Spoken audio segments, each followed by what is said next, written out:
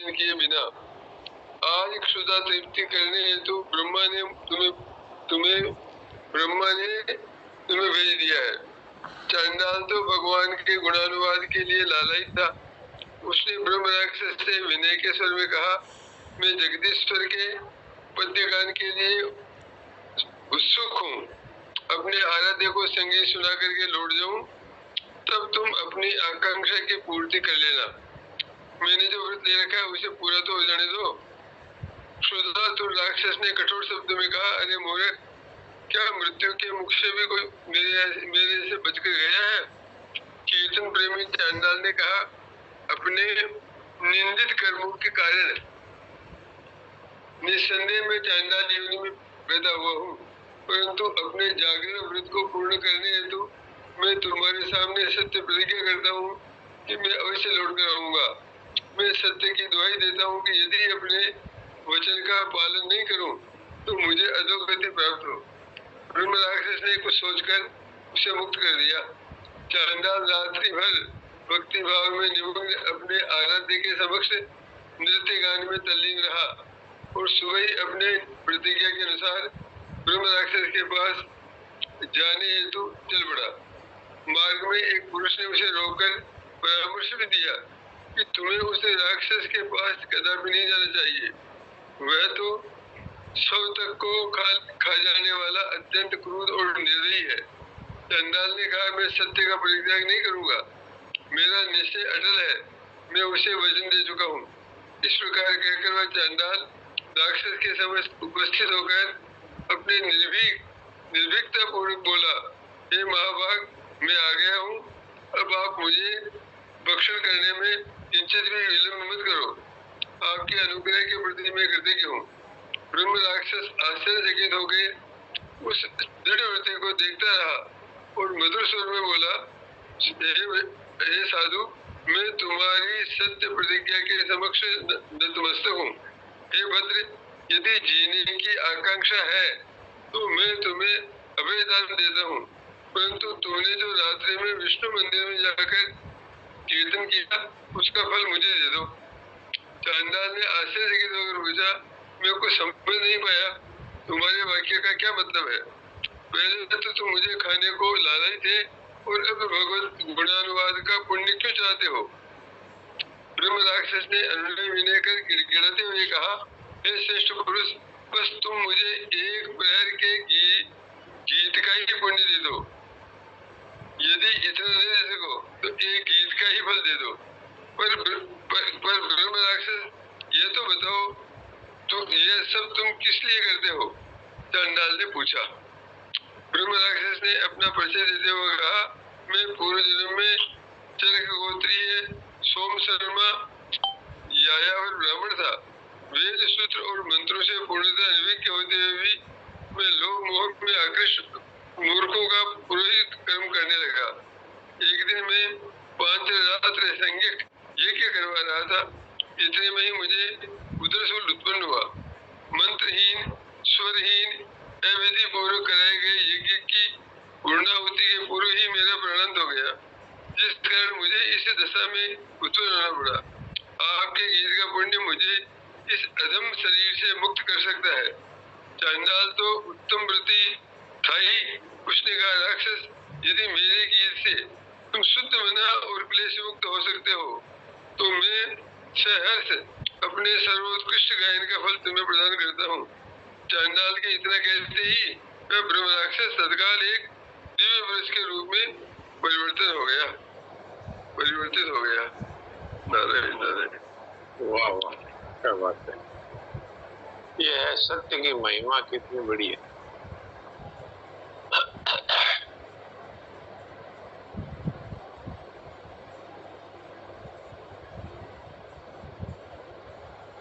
किसी का कोई प्रश्न है तो प्रश्न कर सकते हैं।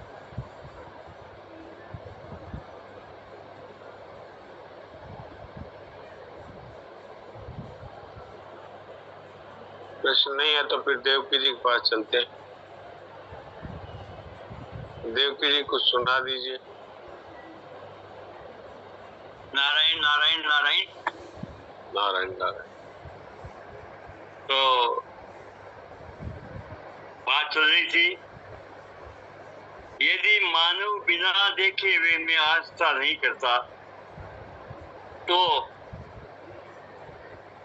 मिला हुआ शरीर तथा इंद्रिय मन बुद्धि द्वारा प्रतीत होने वाला जगत तो आस्था के योग्य है ही नहीं। सही बात। मिले हुए का उपयोग किया जा सकता है, उसमें आस्था नहीं की जा सकती। आस्था नहीं की जा सकती, सदुपयोग हो सकता है। मिले हुए का जी। देखे ऊपर विचार किया जा सकता है, आस्था नहीं की जा सकती। हाँ, देख लीजिए, बात यह है, ये जो वाक्य है इसकी बड़ी गंभीरता है। गंभीरता ये है कि मिले हुए पर मनुष्य आस्था नहीं कर सकता, लेकिन उसका सदुपयोग कर सकता, उपयोग कर सकता। आप कहेंगे आस्था क्यों नहीं कर सकता? आस्था इसलिए नहीं कर सकता कि मिला हुआ है और बिछड़ जाए। तो ये मिला हुआ है, ये शरीर मिला हुआ है, मन मिली हुई है, बुद्धि मिला हुआ है, इंद्रियां मिली हुई है, ये जितना भी जो कुछ दिख रहा है ये सब मिला हुआ ही तो है। योग्यता, बल, योग्यता, बल है, बुद्धि है, जितना जो कुछ है सब कुछ मिला हुआ है। वैसे देखा जाए तो ये आपको जो धन मिला है, मकान मिला है, ये परिवार मिला है, ये पद मिला है, योग्यता मिली है, सब कुछ मिला हुआ है। और मिला हुआ है उसका कायदा है बिछड़ जाता है, ये कायदा ही है। कोई कहे कि पता नहीं कब बिछड़ता है, ये प्रतिपल बिछड़ रहा है, इसका पता विचार करने पर लगता है। इसलिए कहते हैं कि मिले हुए का उपयोग किया जा सकता है और देखे हुए पर विचार किया जा सकता है। मिले हुए का उपयोग क्या है? मिले हुए का उपयोग है केवल दूसरों की सेवा में इसका उपयोग किया जाए, ये है इसका सदुपयोग। अब ये शरीर है, ये भी दूसरा ही है, इसका भी सदुपयोग किया जा सकता है, इसकी भी सेवा की जा सकती है, इसका भी सही सही उपयोग करना है। सदैव सेठ जी कहा करते थे कि ये है किराए की मोटर, वो मारवाड़ी में मोटर को मटर कहते थे, मटर, ये किराए की मटर है। तो किराए की मटर का क्या कर सकते हैं कि भाई ये जितने समय आपके पास है उतने समय इससे कस करके काम ले लो, समय पूरा होते ही ये तो जिसकी है वो ले जाएगा, तो इससे खूब खट करके काम ले लो। तो ये क्या है, शरीर की भी सेवा है, शरीर से परिश्रम करना, शरीर के द्वारा दूसरों के काम आ जाना, और शरीर की भी सेवा क्या करना है, इसको समय पर उचित भोजन देना, उचित इसको कसरत कराना, उचित इसको घुमाना फिराना, युक्त आहार विहार से, युक्त चेष्ट से, कर्मसु युक्त स्वप्नावबोध से, इसको सही समय पर सुला देना, सही समय वापस जगा देना।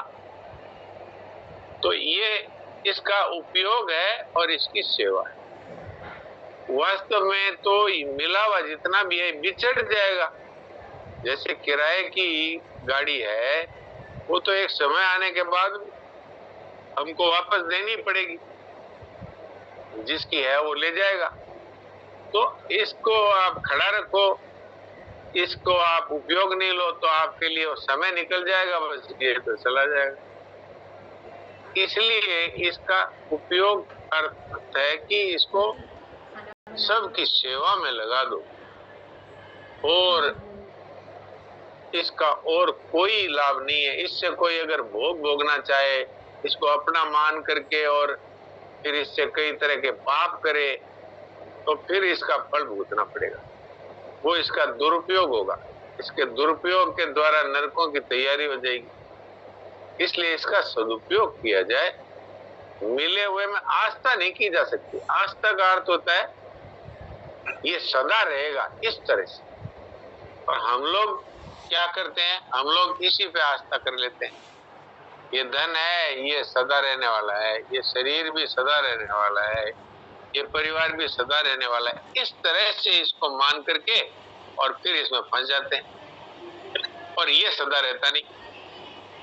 अगर कोई ठीक प्रकार से देखे हुए पर विचार करे तो ये बिल्कुल स्पष्ट समझ में आता है कि ये प्रति क्षण और पुराना होता जा रहा है। प्रति क्षण आप देख लो, अपने शरीर है, ये कैसे थे और आज कैसे है।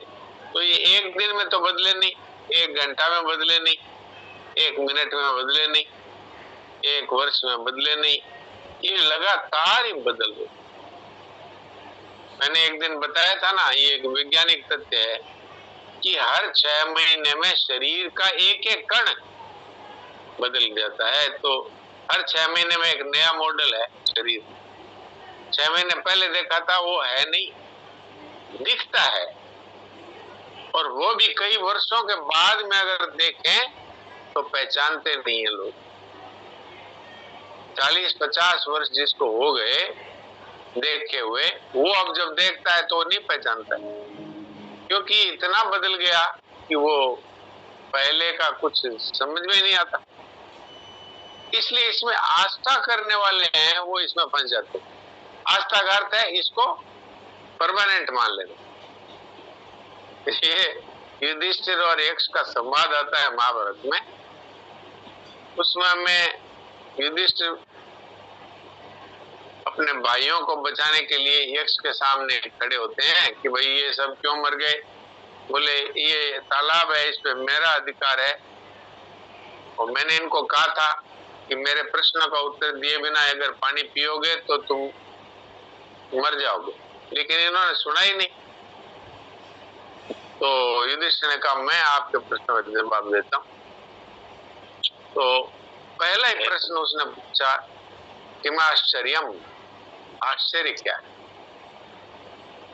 तो युधिष्ठिर ने श्लोक बोला संस्कृत में, वो मुझे पूरा याद नहीं है, लेकिन उसका अर्थ ये है कि दिन प्रतिदिन लगातार प्राणी है वो यमलोक जा रहे हैं, मर रहे हैं, फिर भी जो बचे हुए हैं वो सोचते हैं मैं सदा ही रहूंगा। ये आश्चर्य है। पहला प्रश्न था आश्चर्य क्या, किम आश्चर्यम। युधिष्ठिर ने ये उत्तर दिया कि दिन प्रतिदिन और रात्रि ये यमलोक जा रहे हैं सब, लेकिन जो बचे हुए हैं वो सोचते हैं मैं तो सदा ही रहूंगा। ये आश्चर्य। तो ये उनका हाल है जो इस पे आस्था करते हैं। इसे शरणाजी महाराज कहते हैं मिले हुए पर आस्था नहीं की जा सकती, उसका उपयोग किया जा सकता। और देखे हुए पर भी आस्था नहीं की जा सकती, उस पर विचार किया जा सकता। तो आप कहेंगे देखा हुआ क्या है, ये सारा संसार देखा हुआ ही है, ये आंखों से दिखता है लेकिन ये वास्तव में टिकता नहीं। दिखता तो है पर टिकता नहीं।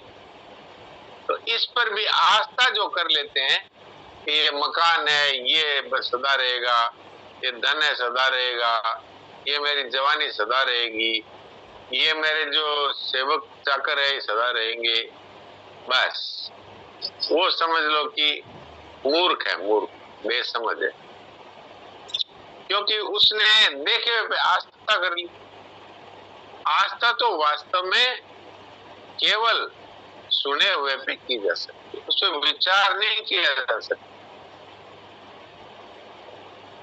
उस पर विचार नहीं किया जा सकता, उस पर आस्था ही की जा सकती है। सुना है, आप विश्वास करेंगे तो आगे बढ़ जाएंगे, आप विश्वास नहीं करेंगे तो आपका ही नुकसान है, उसका कोई नुकसान नहीं है जिसके बारे में आपने सुना है या जिसने आपको सुनाया है। देखते हुए का और विचार किसको क्या है सुना- ये? जी, देखे हुए का विचार करना क्या है ये? देखे हुए का विचार बड़ा सीधा साधा है। अगर आप वास्तव में देख रहे हैं तो एक तो होता है आंखों से देखना, एक होता है ज्ञान नेत्रों से देखना। तो अगर आप आंखों से देखते हैं और फिर उस पर आस्था कर लेते हैं कि यही सत्य है, तो आप धोखा खा जाते हैं। आप देखो कि एक हवाई जहाज है, आकाश में उड़ता है 2-3 किलोमीटर 4 किलोमीटर ऊंचाई पर। तो आप आंखों से देखते हैं तो एक पक्षी की तरह दिखता है, लेकिन आपके पास एक दूसरी आंख और है, उससे आप कहते हैं कि ये इसमें 200-300 आदमी बैठे हुए हैं, इतना बड़ा है। आंखों से तो छोटा सा दिख रहा है, लेकिन ये है बड़ा, इसके अंदर इतने लोग बैठे हैं। तो इस तरह से जो वास्तव में देखना है वो देखना है। संसार को आप देख सकते हैं, लेकिन फिर इस पे आस्था करेंगे कि ये तो छोटे पक्षी की तरह है, तो पक्षी जैसा ही है, तो फिर आप धोखा खा जाएंगे। और एक बात यह है कि देखते देखते ही हमारे सामने ये नष्ट हो रहा है, और फिर भी हम उन आंखों से इनको नहीं देखते जिन आंखों से देखना चाहिए। कि हमारे देखते देखते अब भी देखा था थोड़ी देर पहले, अब नहीं है। ये किसका अनुभव नहीं है? ये तो मेरा तो बहुत बड़ा अनुभव है इस विषय में कि एक थोड़ी देर के पहले एक आदमी मेरे सामने से गुजरा था और 1 घंटा बाद में खबर आती है कि वो तो नहीं। ये क्या है? अगर आप उस पर आस्था करते हैं तो आप धोखा ही खाएंगे, और क्या। तो देखे हुए पर भी आस्था नहीं की जा सकती, उस पर विचार किया जा सकता है कि क्या जो हम देख रहे हैं ये सदा रहेगा, क्या जो देख रहे हैं वैसा ही रहेगा? तो वैसा भी नहीं रहता, न तो वैसा रहता है न सदा रहता है। तो इसलिए मिले हुए और देखे हुए पर आस्था नहीं की जा सकती, ये शरणानंद जी महाराज कह रहे हैं। तो देखा हुआ जगत है और मिला हुआ ये अपना छोटा सा संसार है, ये छोटा सा अपना एक मकान है, तो कुछ लोग हैं, ये मिला हुआ है।